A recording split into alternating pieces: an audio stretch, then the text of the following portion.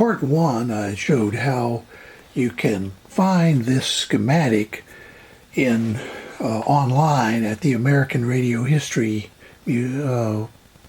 website for this radio, which we're going to use as kind of a prop or a guinea pig or whatever you want to call it.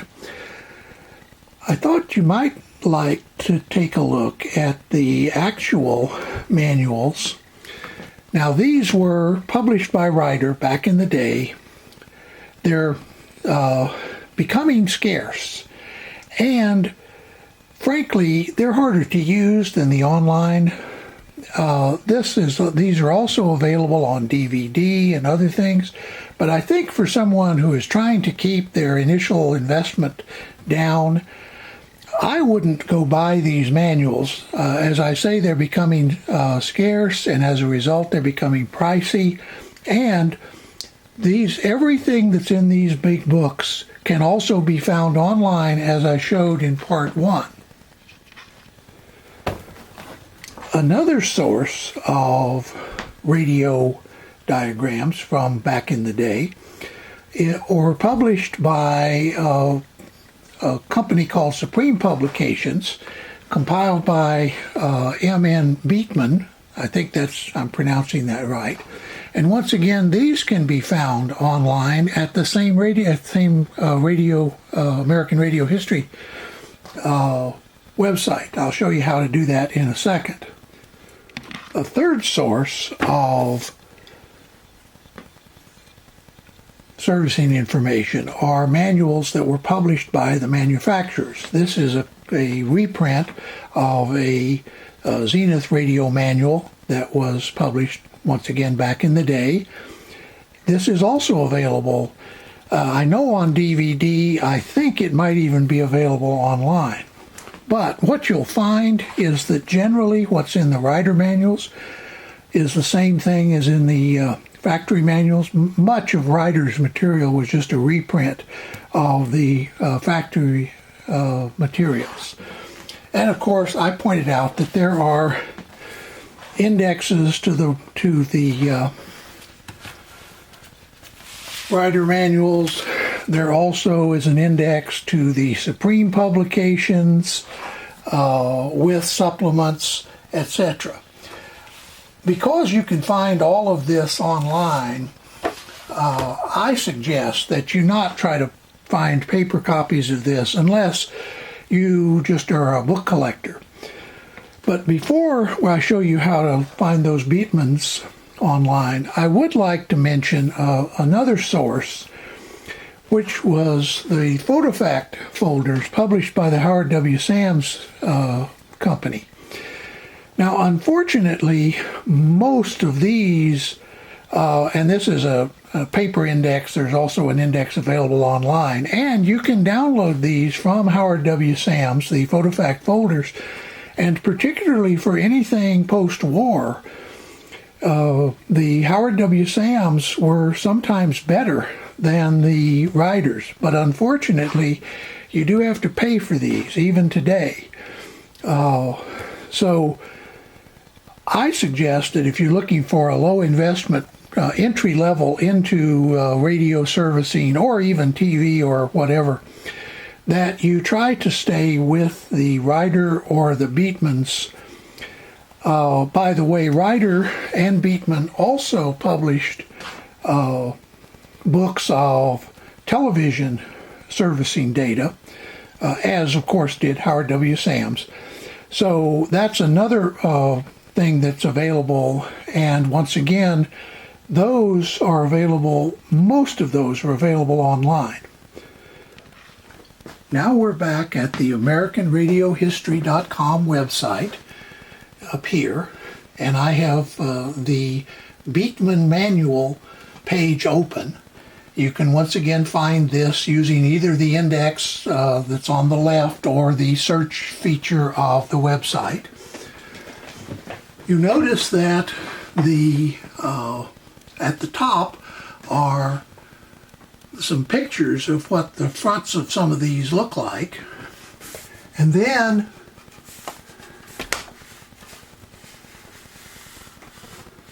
the well, I'm having a little, there we go. Okay, over here is a little blurb about what happens and how these came into being and what they represent. And on the right then are the indexes to the radio diagrams. And as I told you, there also are television diagrams. Apparently not all of these are available. For example, the 46 television, there actually was a 46 version, and I actually may send him my copy and let him put it online. By the way, the guy that owns and runs this website he's really a great guy, and he's doing a wonderful service for everybody. So I plug it all the time. I have only corresponded with him by email. I've never met him, but gee, he's fun to work with and a great guy. On the left are other publications by Beekman, and then some radio servicing courses. I suggest that you download and read as many of these as you wish. They're a fairly deep source, and in a minute I'll talk about some other books that you might want to look for online or buy, depending on your preference. But let's now look for that same radio.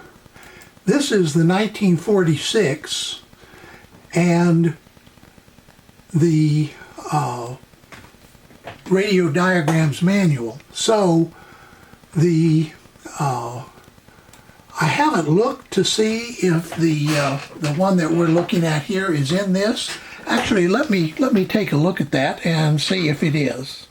Okay, after looking in the index for the Beekman publications, which, by the way, you can also find on this website, I could not find any listing for Watterson radios.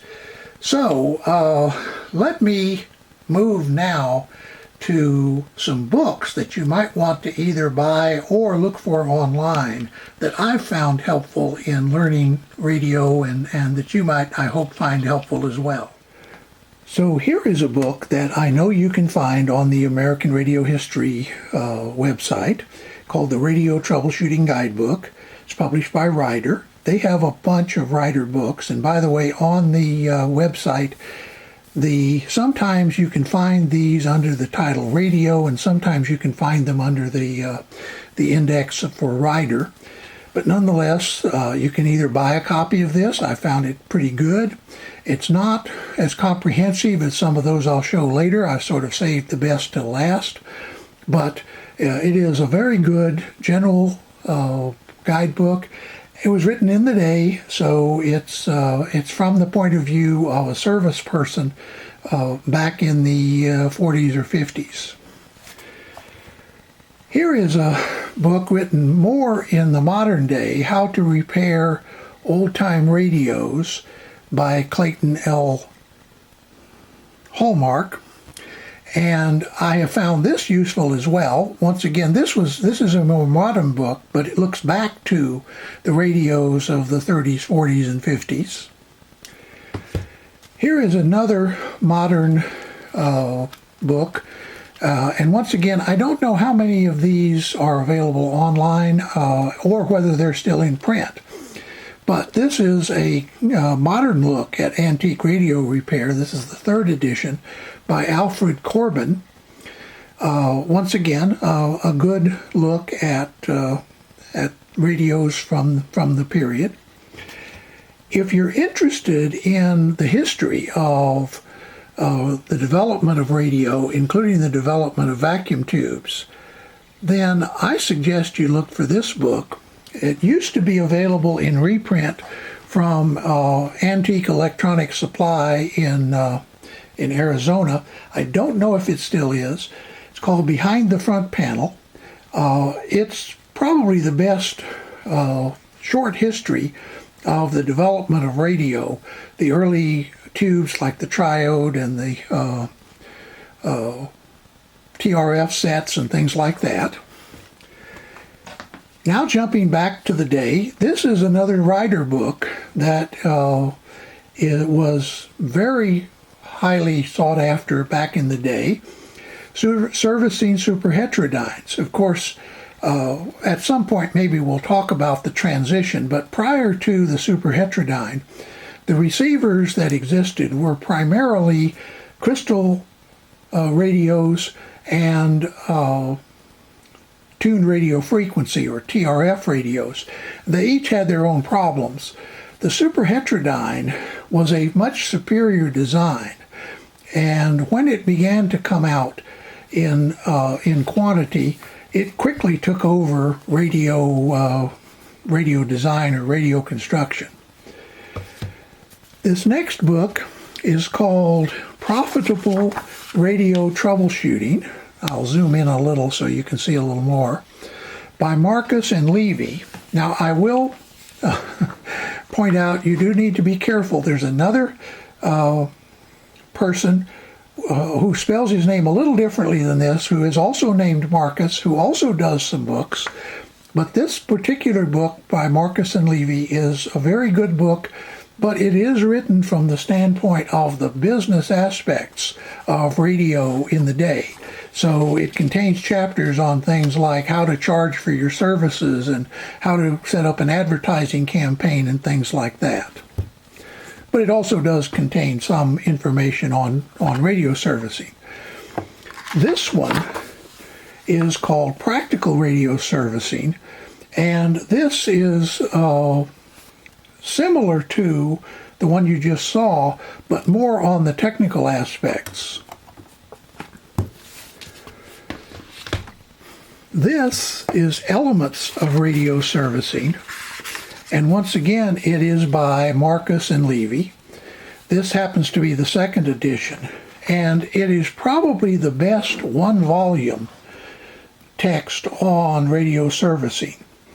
So if you can find this, particularly, I love to collect books, so I would go for the actual book here, though you can find it online. It depends on your preferences, but Elements of Radio Servicing by Marcus and Levy. Now we get to sort of the opus of radio and TV in the time. This is Radio and Television Receiver Troubleshooting and Repair. This is the second of two volumes. I'll show you the first volume in a second. And this was written by a man named Girardi, who was also a very famous person back in the day. And you may notice that in addition to Girardi, it's also Richard Johnson, who you may have seen as a co-author in some of the other books. He was an author who worked with John Ryder. The first volume in that set is called Radio and Television Receiver Circuitry and Operation by Girardi and Jesse Dines. Now, Jess, and I'm not mispronouncing this, he went by Jesse, but his middle initial is also E, so some people think it's because you're running those together. Actually, you will find this, if you look for him, sometimes under Jesse Dines and no middle initial, and sometimes with the middle initial.